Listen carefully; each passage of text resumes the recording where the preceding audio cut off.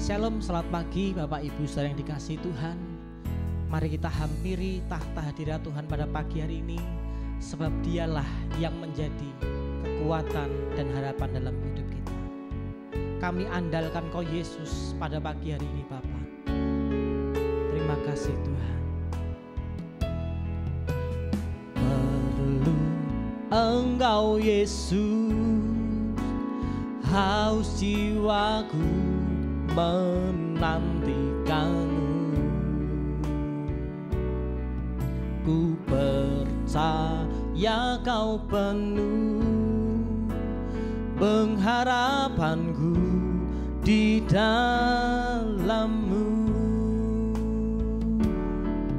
Ku perlu Engkau Yesus, haus jiwaku menantikanmu.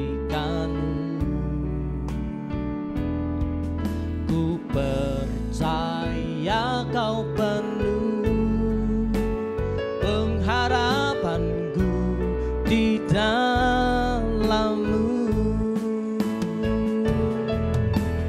Yesus, hanya Kau yang ku andalkan, melebihi siapapun juga. Yesus, hanya Kau yang ku percaya di setiap waktu. Tiadalah yang ku andalkan selain Kau, Yesus. Mari andalkan Tuhan saudara. Ku perlu Engkau Yesus, haus jiwaku menantikanmu. Ku percaya Kau penuh pengharapanku di dalam-Mu. Ku perlu Engkau Yesus, haus jiwaku menantikanmu. Ku percaya Kau penuh pengharapanku di dalam-Mu.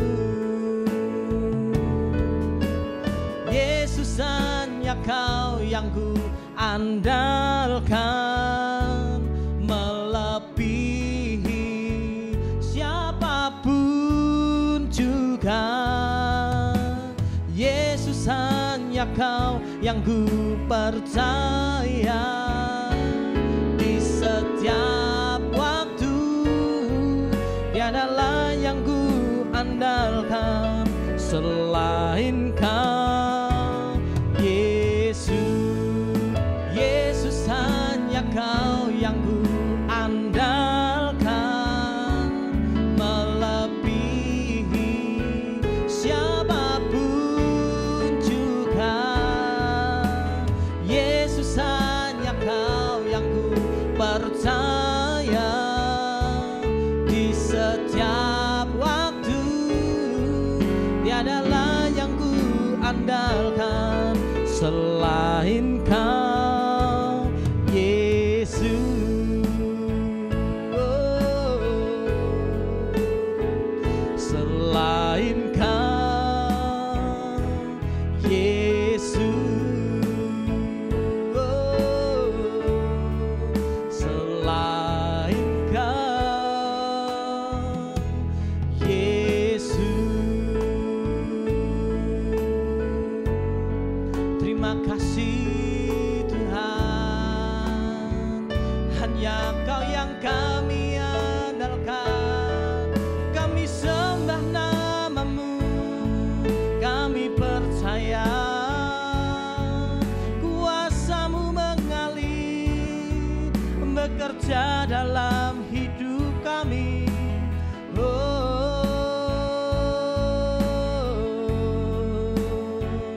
Terima kasih Tuhan. kami sembah nama-Mu, kami muliakan nama-Mu.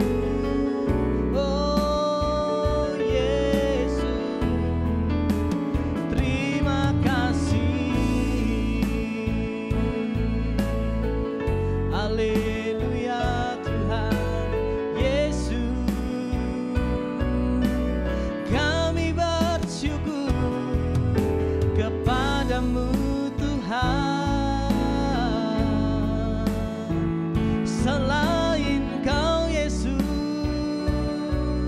tiada yang lain di dalam hidup kami Tuhan, yang dapat kami andalkan selain Kau Yesus. Terima kasih Tuhan, kami bersyukur hanya kepadamu. Haleluya, oh Yesus.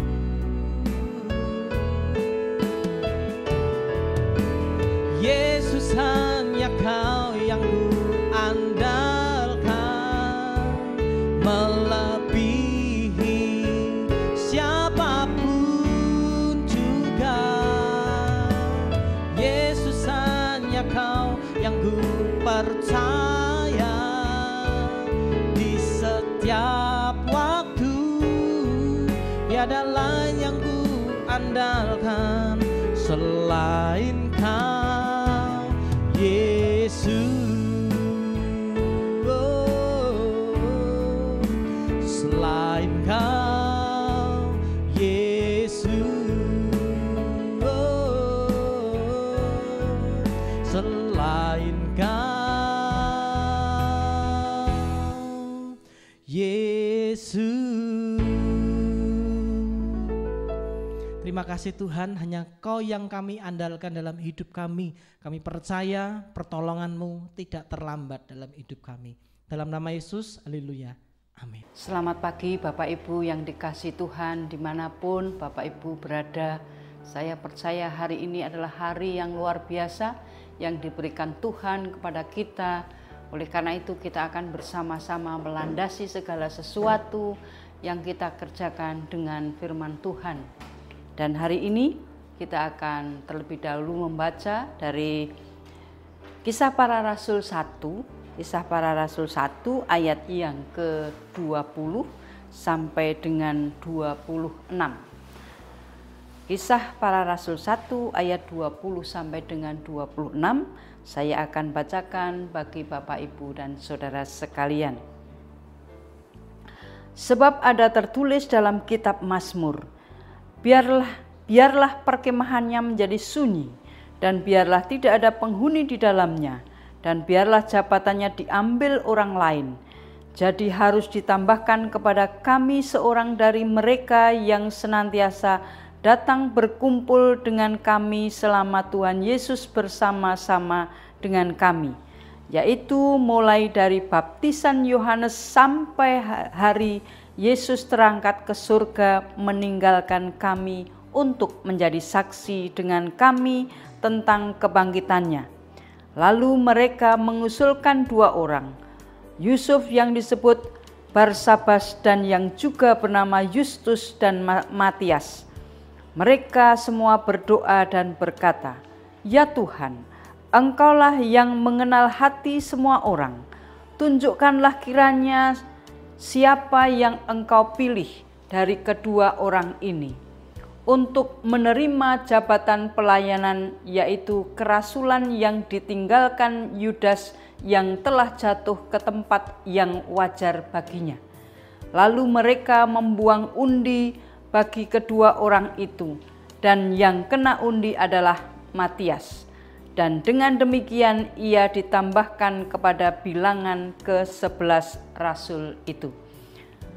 Bapak Ibu yang dikasihi Tuhan, kita membaca dari Kisah Rasul 1 ayat 20 sampai dengan 26 ini Memang judul dari perikop ini adalah Matias dipilih menggantikan Yudas. Bapak Ibu yang dikasihi Tuhan, perikop ini disampaikan oleh Petrus di tengah-tengah orang yang sedang berkumpul, dan dalam hal ini adalah untuk menggantikan sebuah posisi di mana Yudas yang sudah mengkhianati Yesus harus digantikan oleh seseorang. Oleh karena itu kita akan belajar pada pagi hari ini bagaimana mengambil sebuah keputusan. Sebuah keputusan.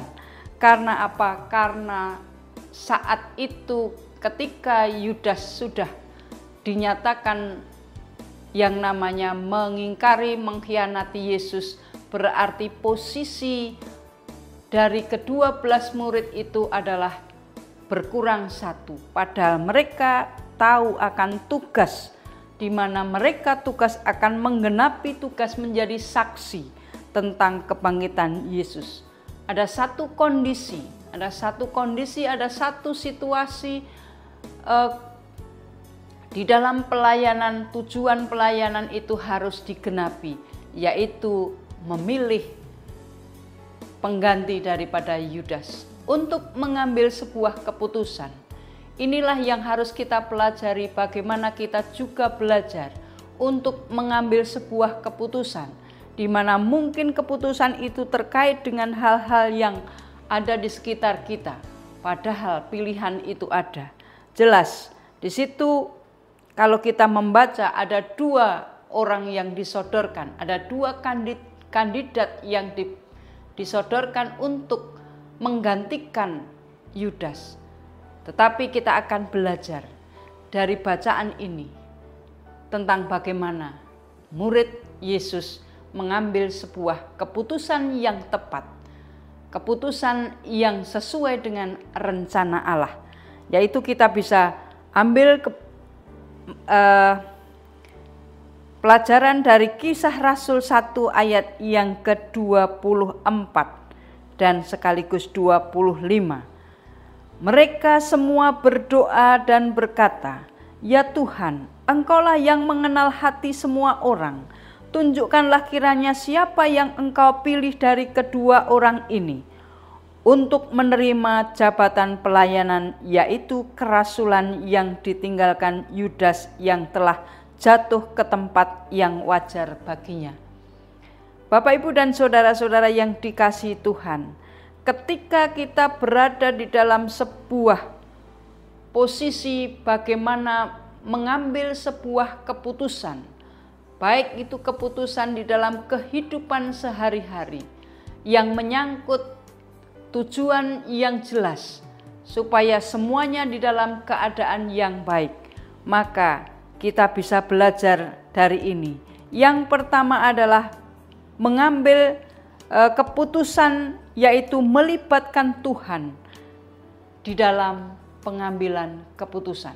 Kalau kita membaca dari ayat yang ke-24 tadi, mereka semua berdoa dan berkata, "Ya Tuhan, Engkaulah yang mengenal hati semua orang.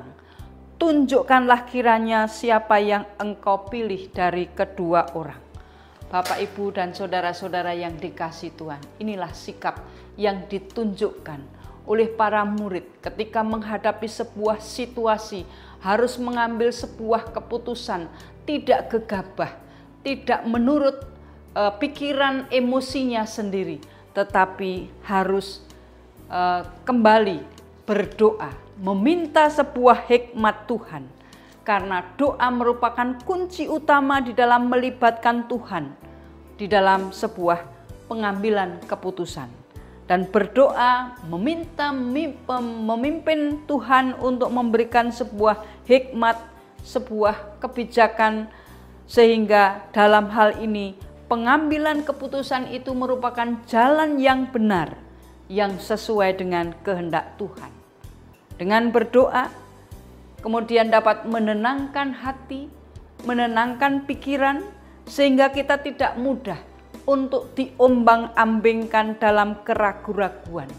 dan lebih percaya akan pilihan yang kita buat, akan keputusan yang kita buat melalui doa. Itu akan membuka jalan kita untuk menerima hikmat dan kebijaksanaan dari Tuhan.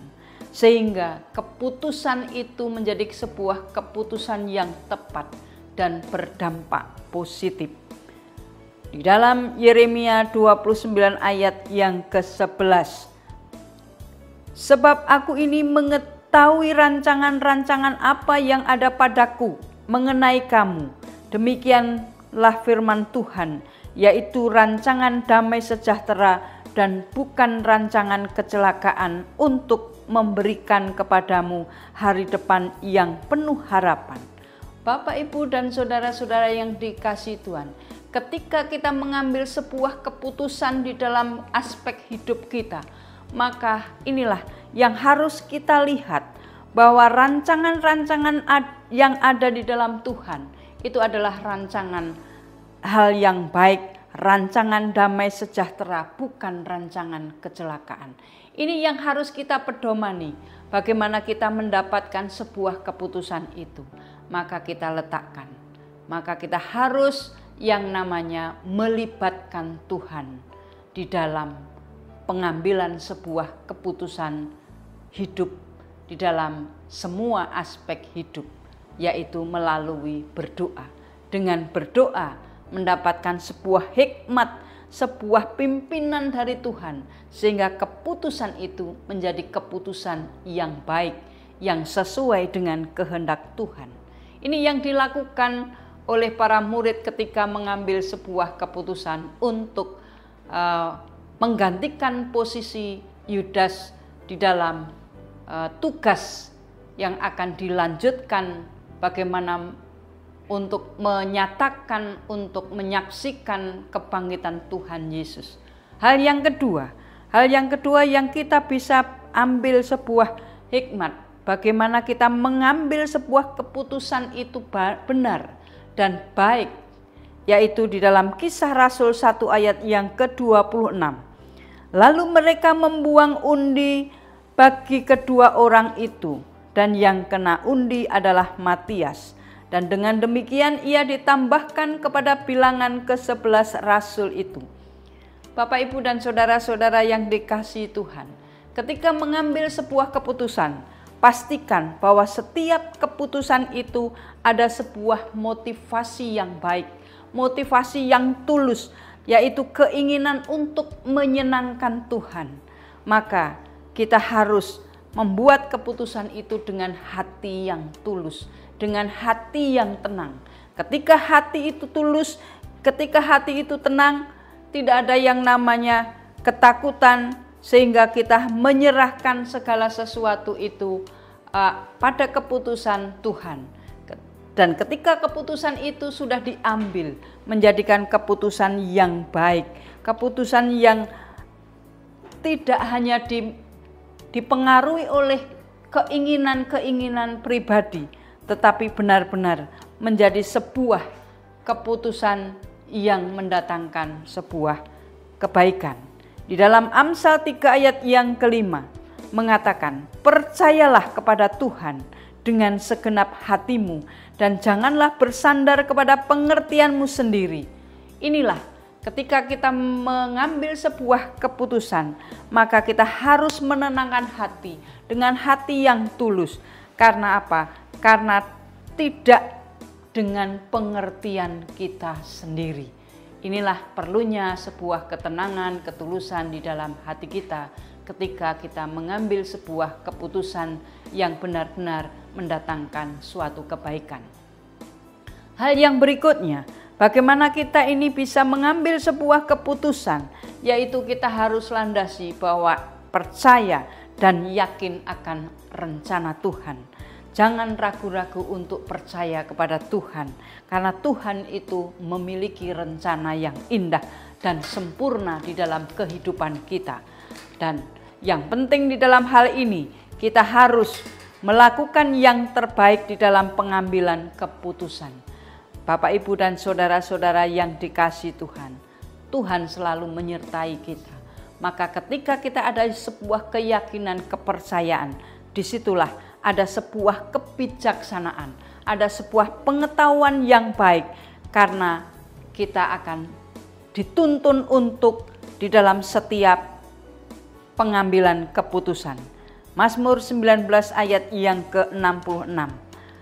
Ajarkanlah kepadaku kebijaksanaan dan pengetahuan yang baik, sebab aku percaya kepada perintah-perintahmu. Inilah, kalau kita membawa segala sesuatu yang kita buat menjadi sebuah keputusan, kita libatkan Tuhan dengan keyakinan dan percaya akan rencana Tuhan. Dalam setiap keputusan kita harus berdoa, memimpin bimbingan Roh Kudus agar dipimpin di dalam kebenaran. Kalau kita mempercayakan ini semua, pasti sebuah keputusan hidup, baik di dalam aspek-aspek hidup setiap hari, kita akan tetap dipimpin Roh Kudus dengan hikmat yang datang dari Tuhan. Dan keputusan itu tentu akan membentuk sebuah masa depan yang penuh harapan. Mari Bapak Ibu, ketika kita mengambil sebuah keputusan di dalam kehidupan kita, janganlah lupa, kita harus melibatkan Tuhan di dalam kehidupan kita melalui doa kita. Jangan ada keegoisan. Kemudian ketenangan hati, bagaimana kita menyerahkan hati kita dengan tulus tanpa dorongan-dorongan pribadi, keegoisan. Ada hal-hal yang tidak benar di hadapan Tuhan. Dan semua itu letakkan dengan percaya dan yakin bahwa keputusan yang kita ambil ini dipimpin oleh Roh Kudus di dalam hidup kita. Mari gunakan setiap aspek hidup kita di dalam mengambil sebuah keputusan melalui percaya penuh dan yakin akan penyertaan Tuhan. Tuhan Yesus memberkati.